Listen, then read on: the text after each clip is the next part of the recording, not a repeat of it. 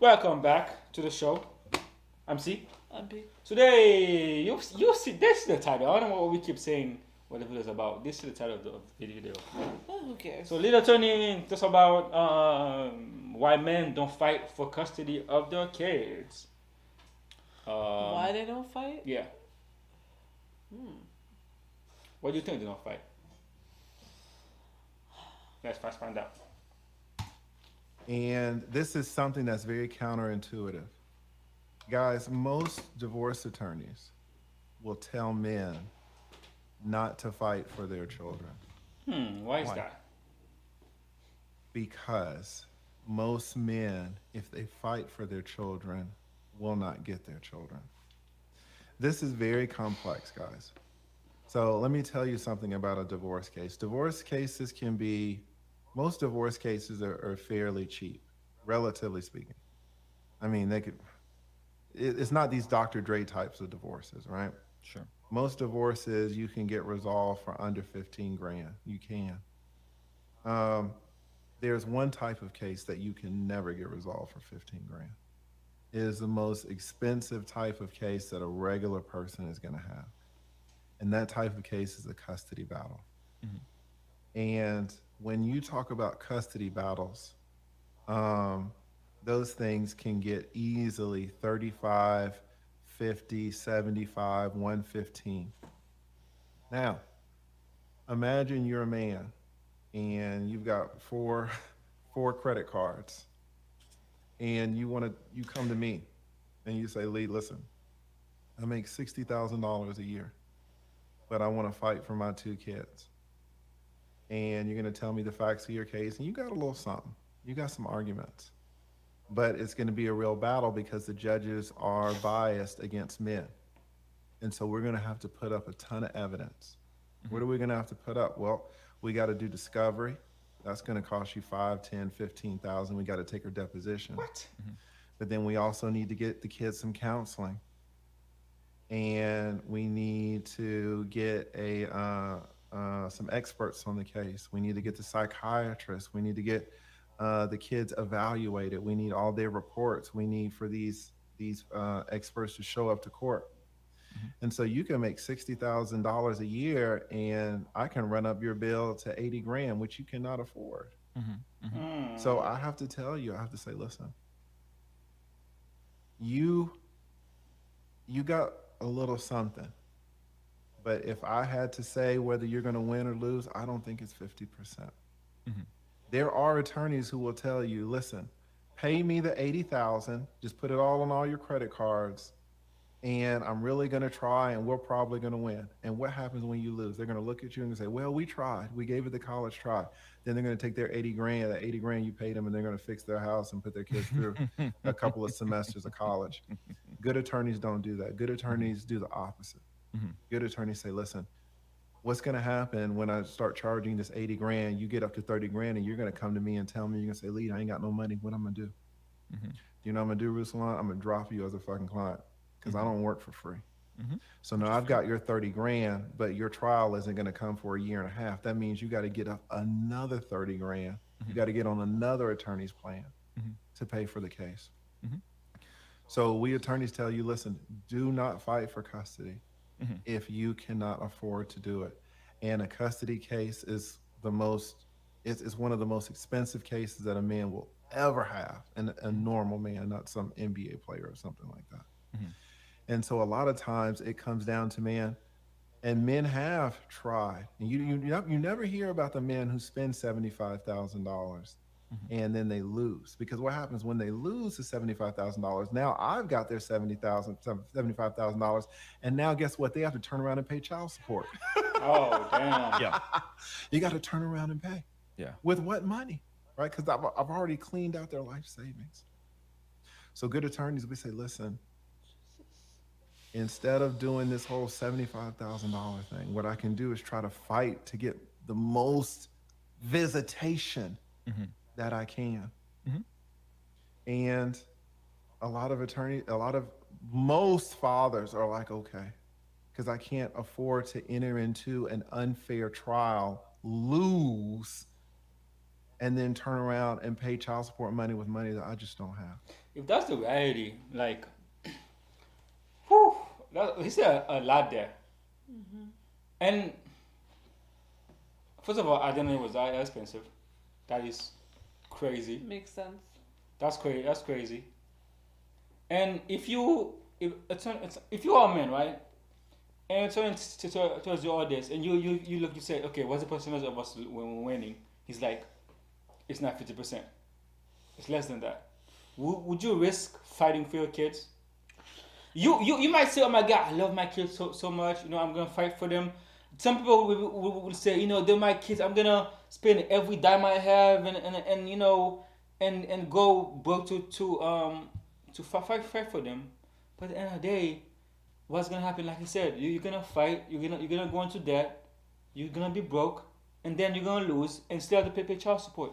To me, it depends. It's like, I okay. the only way that I would fight, knowing that I'm gonna lose all that money, is if I know if my child goes with their mother, they're going into like a horrible situation. Oh, like abusive or yeah. things like Then that. Okay. then I don't care if I go broke. I'm gonna do everything I can Okay. to try to help my kids. But besides that, I would agree with him. I would say give me the highest visitation I can, so I can see my kids as much as I can, and I can help them out. I would still probably set my kids up for counseling and stuff like that, just in case the mother isn't. I think as the good, the you know reason what I they mean? need the counseling is because they're gonna go through the trial, not because you got separated. Yeah, but no, not because of the separation. That's not what I'm sending the counseling. He's saying that if in the scenario that I'm talking about is if there's some chance, like he said, there's some chance you have some stuff here, you can possibly win the child.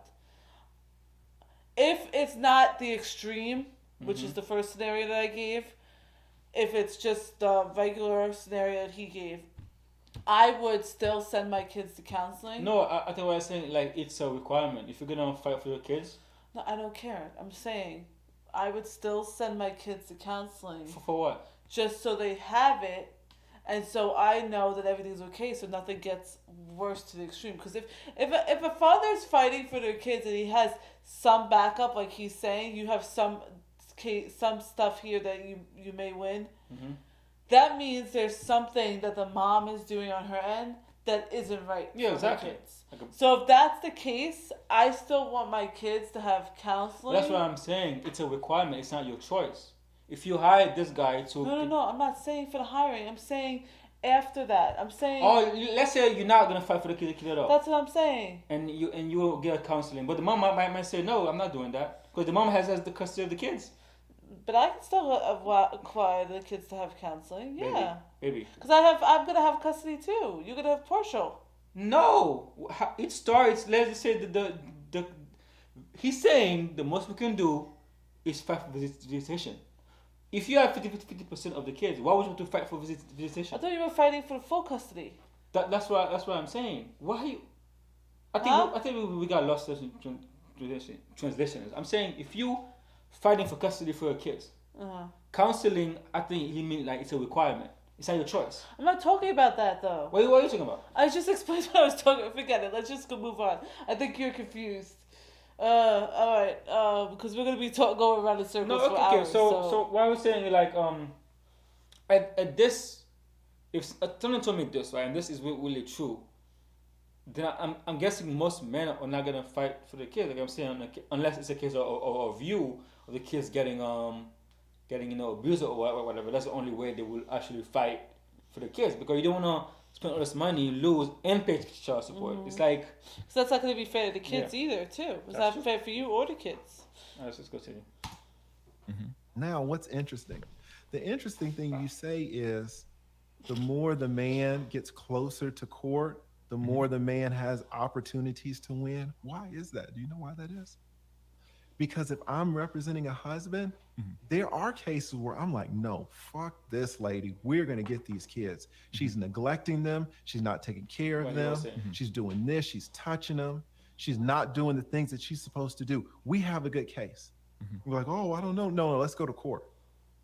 The cases that go to court are the strongest cases. Right. You're thinking that the cases that go to court are equally strong as the cases that don't, and that's where you're missing. The cases that Okay, actually get I to see the what you're trial, saying. those are the cases that the men have the best chances of winning. So you're looking at the cream of the crop and assuming that the cream of the crop is reflective of the base of the pyramid. It's reflective of all the other cases. Sure. Now, you wouldn't know that, right? Because you're just looking at the numbers.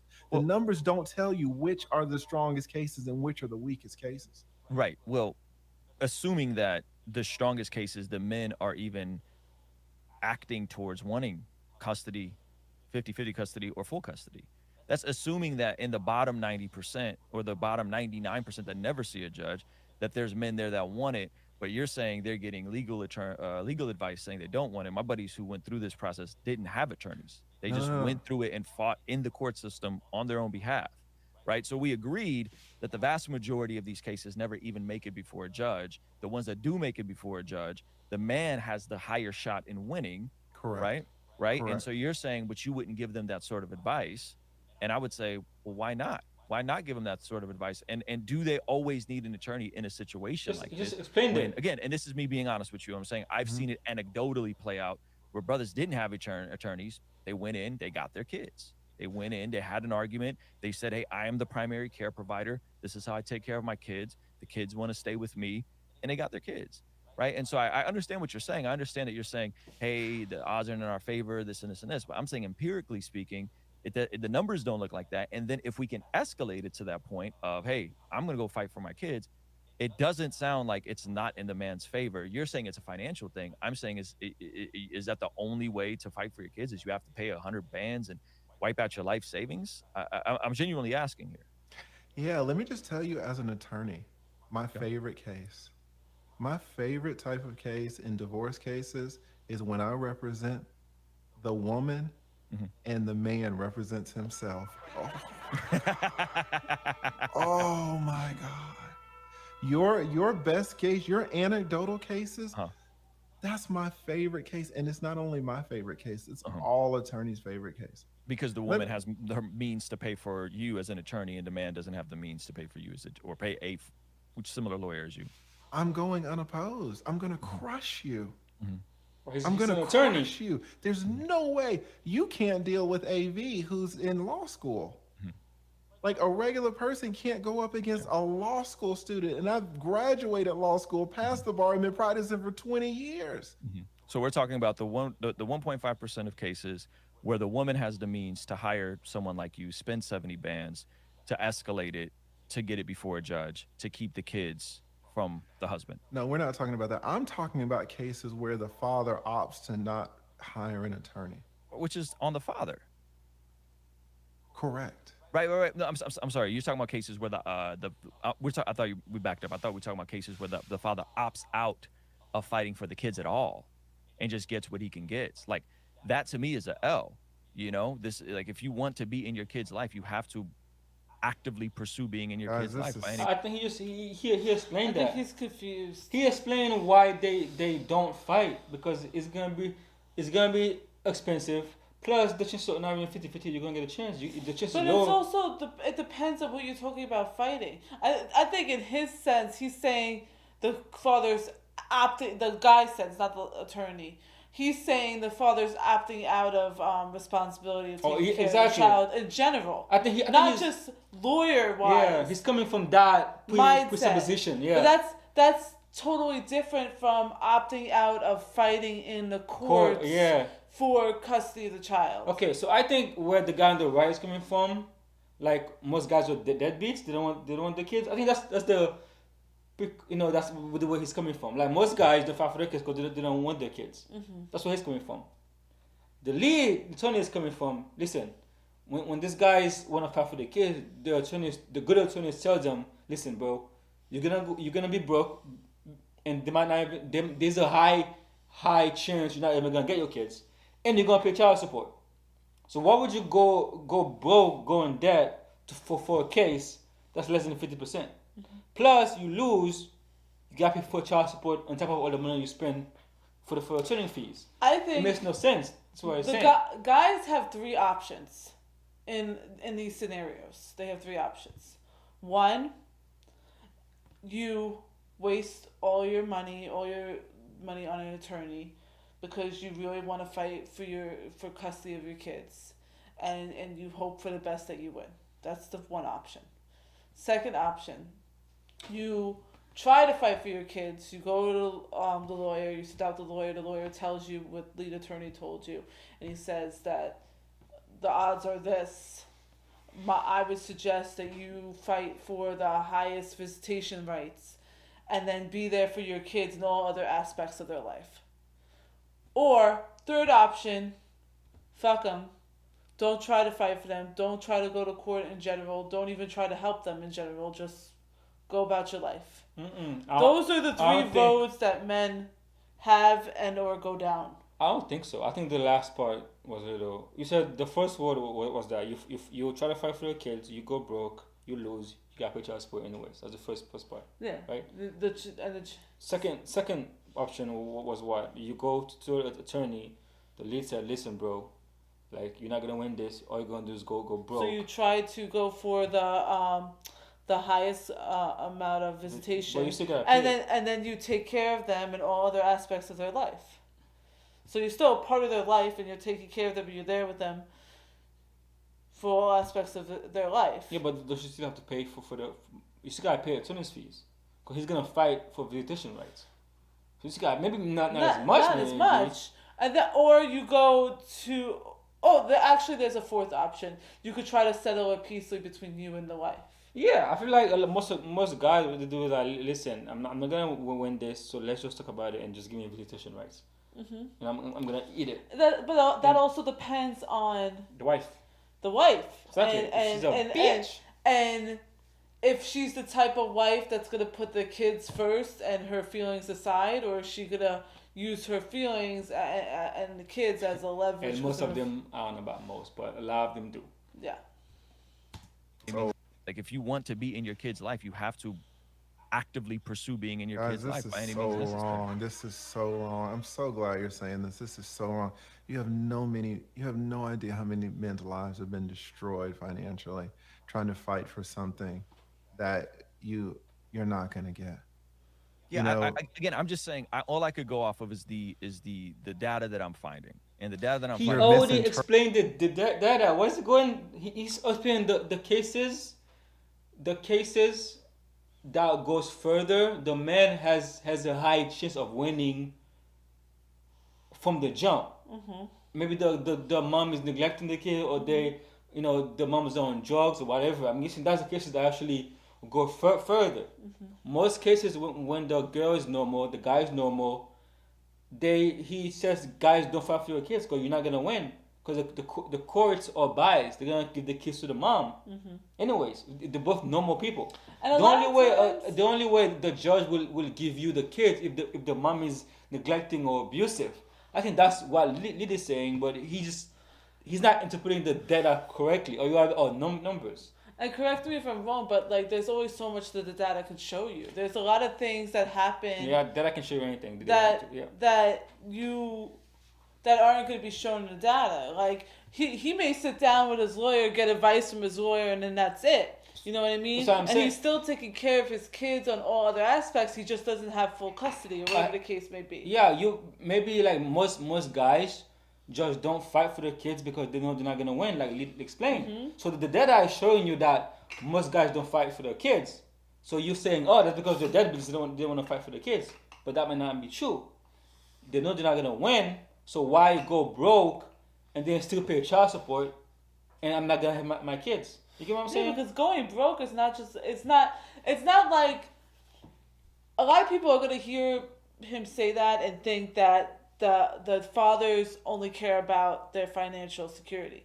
But it's not just about their financial security, because their financial security is for them and their kids. Exactly. So if I go broke and spend all my life savings on an attorney to fight for my kids and less than 50% chance of even winning, and then I have to go and pay their mom money Child that I support. don't have, There you go. and on top of that I can't even take care of them when they come to visit me because I'm not going to be able to afford food or clothes or whatever else they may need. Like, if my attorney sat down and told me that this is a scenario that may happen, I'd be like, okay, we can't do that scenario because not only am I hurting, my kids are hurting. Me hurting is one thing. If I'm gonna go broke, fine. If I have to go broke, whatever. But if I go broke, then it's also gonna affect my kids. Yeah, if you go broke, it's going to affect your kids too. Yeah. You know, I'm an adult. If I go broke, I could figure some shit out and then eventually get money again. But if I go broke and then it affects my kids and my It's kids, going to. yeah. Yeah. I think he's too stuck on the data, but Lee doesn't have experience. Lily's interpreting the data for him, but he's not getting that.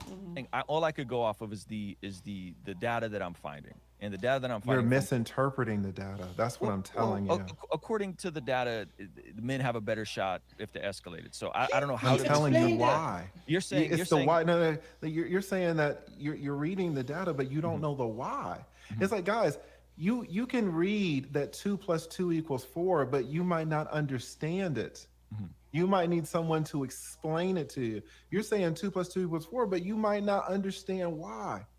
You're reading the statistics, Ruslan, but I'm telling you why. Why is it that the majority of men do not go to court for these kids? It's because they're not going to get them. You know, it would be or can I propose a alternative hypothesis? yeah. Or is it that the men don't want their kids? See what I mean? He's coming with a presupposition that the men don't want their kids. That's why he's stuck on the data. That's what I said earlier. He's coming to this thinking the reason most men don't fight for their kids because they don't want them. But the truth is, the attorney tells them, listen, bro, if you go to court, what's gonna happen is you're gonna go broke, we're gonna lose, and you still gotta pay for child support. And they're saying, yeah, I'm not doing that. So they say, you know what? I'm just gonna take whatever I can get, because the laws is not fair when it comes And to that's not child saying, custody. and that's not battles. saying there's not a percentage that do not give a shit about their kids. There may be, Exactly. he may be correct in the fact that there is a percentage that is like that. But what the attorney is trying to say is that's not The always majority. the case. Exactly. And that's not the majority. And what the data is telling you is, it's giving you a point blank response about what It's is like the going on. wage gap. But it's not explaining. It's like the wage gap. Yeah. When they take all men, all women, they found out that men earn more than women, right? The women are like, oh my God, it's patriarchy, it's a wage gap. But if you actually go into it and see why men get paid more, it makes sense. It's not there's no wage gap. I think that's what he's falling into right now. You see the data, but you're not interpreting the data how it's supposed to be interpreted. And he's already coming with a presupposition that guys don't want their kids. That you're not interpreting the data, and you're being brainwashed by what society is telling you that the data. That guys don't want their kids. Because you, even when being explained what the data means, you don't want to believe it because Exactly. you are so used to being fed this narrative. That men don't want their kids. Just like the wage gap Yeah, thing. You're exactly. so used to being fed this narrative that women are not getting paid the same amount as men. So even when you get explained the data Yeah. about the wage gap, you don't want It's to like- believe it. It's like blind. Is a alternative hypothesis? Yeah. Or is it that the men don't want their kids? Or is it the men aren't the primary care provider? Or is it the men don't have the emotional capacity to fight for their kids? Or is it because the men have moved Emotional on capacity. and maybe the man practiced hypergamy, found a younger, hotter wife, and they're ready to start a new family? Why are we not going to acknowledge that those scenarios happen? I see those happen a lot. I see a lot of single mothers around here that would love for the father to be in the picture, but the dad's checked out. The dad's moved on. Like, where's the responsibility on the men on this situation? I understand that the court system's not fair. You're way more astute to that. That's your line of work, your expertise. I'll defer to you. But I'm saying we can't say that all men always want their kids and always That's get not a what he's bad shot saying. from the court system. I just He again, didn't say it's all it's men hard for me to wrap always. my brain around that. Personally, anecdotally speaking, knowing multiple single dads, and also from the data that I'm seeing. Yeah, you're misinterpreting the data, and I think we haven't really talked about this, but it's true. There are men who do not like their kids. There are men who don't want to spend time with their kids. There are men who don't want to pay for their kids. There are men who don't want to see their kids. I represented all these men.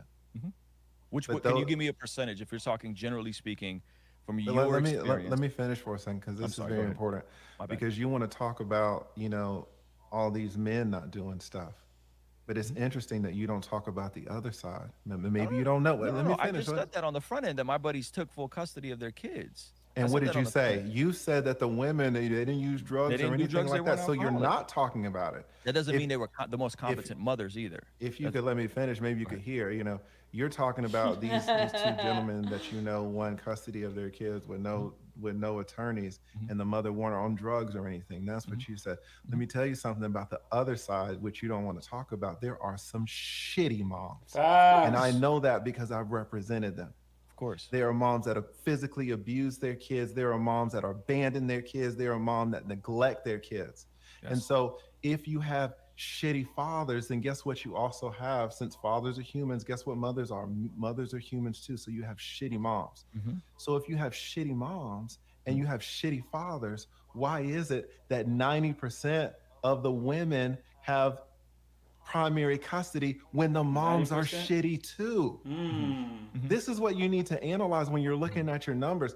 Guys, if you don't really practice in the space, you just look at the numbers, you have no idea what you're looking at. You're like, why is it? Why is it if men and women can be equally good or equally bad, you would think that the numbers would be more 50-50, wouldn't you? Obviously there are shitty moms, but why is it that 90% of the moms get primary custody? Yeah, that's where the video stops. But he makes a good point there. It's true. 90%. So you're saying that 9% of men are just that be dads? No, it's Of not true. course not. Of course it's skewed. If like he said, if there are shitty mothers and shitty fathers, shouldn't you see it like 50-50? Like 50% of when go to mom, 50% of it go Or to somewhat close in oh yeah, or like percentages, 60-40, or something like that, right? But if it's 90% of custody goes to the mom, or that many men that be dads, I don't believe that. I don't believe that many dads don't want anything to do with their kids. I'm not gonna it's let not them the case. feed me that.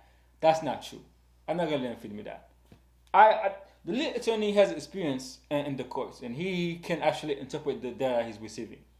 Even if I saw that without the lead telling me the nitty-gritties of what's happening, I would not believe that it's fair that 90% of custody goes to the mom.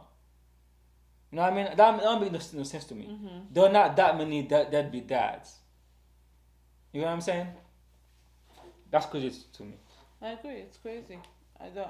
And he was explaining it. I don't know if he wasn't like, see, I don't know if he wasn't listening, or if he just like, if he heard, but he's not listening, because Lee explained it very thoroughly why the data says what the data says.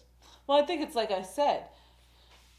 He's seeing the data, but he can't interpret it. And then when somebody explains it and interprets it for him, they can explain it perfectly. They can explain it almost like they're explaining what 2 + 2 is. But because we are so brainwashed by society that all men are shit and they're all deadbeat fathers. Like women are angels, You know what I mean? So and then you see this data that supports it. So even I see data that supports what society is telling me. But then now a person that works in that area that deals with the data is explaining me to the data, and it doesn't match what's been told to me for years. It's not gonna go in here. It's gonna stop here, and I'm still gonna try to fight this narrative because I'm used to this narrative, because I've been told this narrative for all my life. Yeah, I think he came to this thing with a preconceived notion of what the data like you said, the data backs up what he already have in his head, right? So he's thinking, oh, I have a perfect argument, I'm right. And when Lee is explaining this to him, for some reason, like you said, he's not really really getting it. And it's not like, just him. That's anybody else that would go into this interview with Lee would do the same thing, unless they are outside thinkers like we are. Or, You know what I mean? or they come into this argument without a preconceived notion of what things Yes. are. They come to If listen. if you walk in without a preconceived notion, or if you have that there's a technical term for it when you Like open mind. I don't know. it's the red pill, like the red pill. Is that what it's called? The red pill. You I take guess the what red pill. like the truth, I mean the truth Yeah. of the world, you know. Unless you have like the red pill in you, and you walk Mentality. into that interview, then those are the only two ways that you would have an open mindset on what Lee is basically telling And it you. doesn't really have to be red pill. It's just just having going out. I with just a- don't know o- another o- term the- to explain it. So Just I'm come saying there with an red pill. open mind, just to actually listen instead of just trying to believing that you're right. Just listen and figure out, am I wrong about this? Really think about what the lead is saying. I don't think he was really thinking about what the lead is saying. He was already coming with an idea in his head, and he wasn't gonna budge on the idea. Yeah. Yeah, that's what I think.